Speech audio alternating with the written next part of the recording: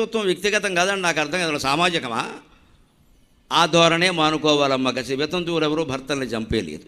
వారికి కలిగిన దౌర్భాగ్యానికి వారు బాధపడుతున్నారు. వారందరినీ వాయినాలు ఇచ్చి గౌరవించండి. మీకు ఏదైనా జరిగితే నాది పూచి అమ్మ, అనుమానం ఎలా. వితంతువును అగౌరవించడం భారత జాతికి శాపం. వాళ్ళందరి కన్నీళ్లు మన మీద ప్రవహిస్తున్నాయి. ఇప్పటికి ఇంత ఆధునిక కాలంలో కూడా జరుగుతున్నాయి.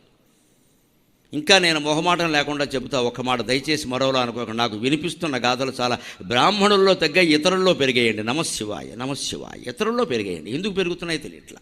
నాకు ఇతరుల్లో చెబుతున్నారు. మాలో ఒకప్పుడు ఉండే మానేసారు, మాకు బాగా పెరిగిపోయేసరి చెబుతున్నారండి ఇక్కడ.